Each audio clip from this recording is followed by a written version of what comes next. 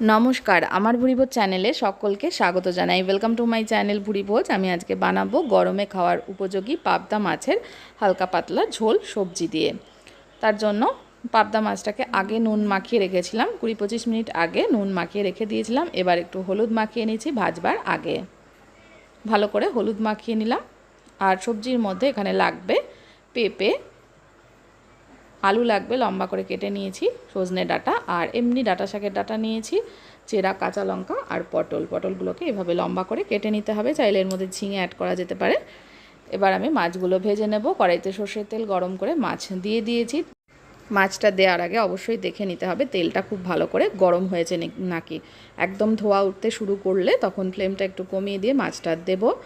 আর 3-4 minute পরে এসে দেখে নেব মাছটা উল্টানো যাচ্ছে নাকি। তারপরে মাছটা এভাবে উল্টে দিতে হবে। অপর পিঠটাও 3-4 মিনিট মতন ভেজে নেব। এইভাবে বাকি দুটো মাছও একইভাবে ভেজে নিতে হবে। বাকি দুটো মাছও তেলে দিয়ে দিয়েছি, ভেজে নেব একইভাবে। কড়াইতে মাছ দেওয়ার পরে কিন্তু খুন্তি দিয়ে খোঁচাখুচি করলে একদম ভেঙে যাবে, কারণ পাবদা মাছ কিন্তু ভীষণই নরম হয়। তো তেলটা খুব ভালো করে গরম হয়ে যাওয়ার পরেই মাছটা দেবো, নইলে কড়াইতে একদম এঁটে যাবে। এইভাবে দুটো পিঠ লাল করে ভেজে নেব।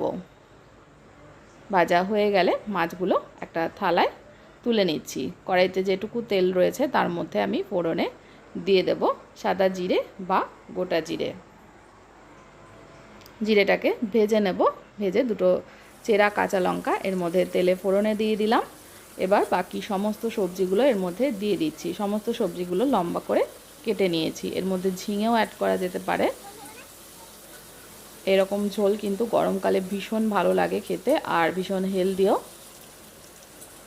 এবার নেড়ে চেড়ে সবজিগুলো একটু ভেজে নেব। সবজিগুলো খুব লাল করে কিন্তু ভাজবো না, হালকা একটু ভেজে নেব। এবার এর মধ্যে দিয়ে দিলাম স্বাদ মতো নুন আর একটু হলুদ গুঁড়ো দিয়ে দিলাম। দিয়ে এটাকে মিশিয়ে নিয়ে আরও একটু নেড়ে চেড়ে ভেজে নিচ্ছি।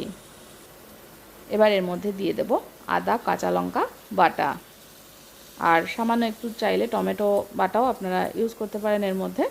ভালো করে মিশিয়ে নিচ্ছি, মিশিয়ে একটু কষিয়ে নেব। কাঁচা মশলাটা কষানো হয়ে গেলে এবার আমি এর মধ্যে দিয়ে দেব জিরে গুঁড়ো। জিরে গুঁড়োটাও ভালো করে মিশিয়ে নিচ্ছি, মিশিয়ে একটু কষিয়ে নেব। কষানো হয়ে গেলে এবার এর মধ্যে দিয়ে দেব জল। প্রথমে অল্প একটু জল দিয়ে তলা থেকে নেড়ে চেড়ে নিলাম। এবার আরও একটু জলের মধ্যে দিয়ে দিচ্ছি। এই জলে সমস্ত সবজি খুব ভালো করে সেদ্ধ করে নিতে হবে। দেখুন জলটা কমে এসছে এবং সবজিও কিন্তু ভালোভাবে সেদ্ধ হয়ে গেছে। ভালো করে সবজি সেদ্ধ হয়ে যাওয়ার পরে এর মধ্যে ভেজে রাখা মাছগুলো দিয়ে দেব।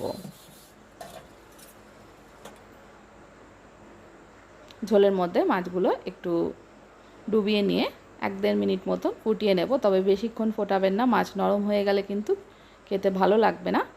1-1.5 মিনিট মতন ফোটানো হয়ে গেলে একদম শেষে এর মধ্যে দিয়ে দেব ধনেপাতা। ধনেপাতাটা দিয়ে ভালো করে মিশিয়ে নিলেই পাবদা মাছের হালকা পাতলা ঝোল একদম রেডি। ঝোলটা কিন্তু খুব পাতলা হবে না, একটু মাখা মাখা টাইপের হবে। গরম গরম ভাতের সঙ্গে পাবদা মাছের ঝোল খাওয়ার জন্য একদম রেডি।